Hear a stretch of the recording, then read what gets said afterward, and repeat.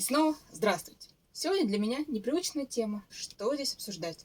Тефлоновая насадка на утюг, чтобы не пользоваться тканью в виде протяжельника для защиты материала от перегрева, соприкосновения с металлом напрямую. В 2019 году вместе с покупкой нового утюга я приобрела сразу тефлоновую насадку просто по размеру его подошвы. Первое – это размер насадки. Мой утюг оказывается не маленький, длина 25 сантиметров. Есть универсальные насадки 23 сантиметра. Но это мне было уже известно. Второе.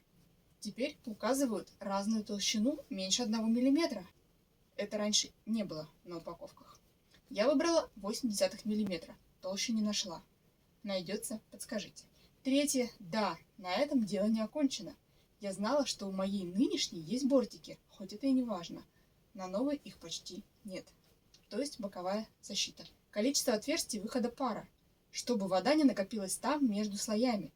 Их оказалось значительно меньше на новой, вверху и внизу.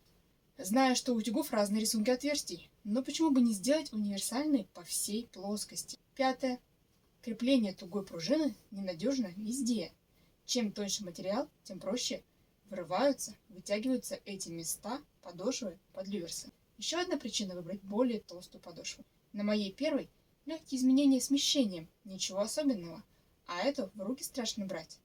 Но пришлось на всякий случай оставить. Шестое. Из-за чего же я все-таки решила сменить свою? На совсем деликатных тканях она начала носиком цеплять материал. Отчего эти повреждения, я не знаю, и это не важно.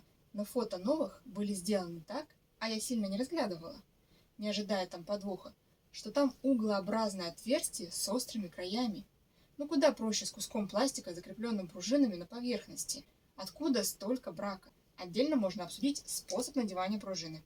Глядя на упаковку, не получив должной помощи в магазине в 2019 году, я пыталась ее открепить, продеть под ручкой. Судя по отзывам, я такая не одна. И другие тоже мучаются, все слезает, ничего не держится, использовать невозможно. Выбрасывают. Я надела за пятку утюга и забыла об этом вопросе тогда. Но форма утюга не всем позволяет это так легко использовать, с открытыми ручками. Тут нужен любой вариант, чтобы носик фиксировал натяжение в одну сторону, а пружина именно в противоположную. Тогда будет надежно. Есть еще жесткие конструкции. Не сильно отличаются по цене, но даже страшно представить их выбор. Еще один плюс этих насадок – не надо вдыхать испарение от карандаша для чистки утюга. Мой карандаш так и лежит неиспользуемый все эти годы. Даже не хочу вспоминать об этом ужасном запахе. Сейчас будет ужас, но это есть у всех, так что это обычное дело. Ворс и пыль оседают между утюгом и насадкой бытового использования.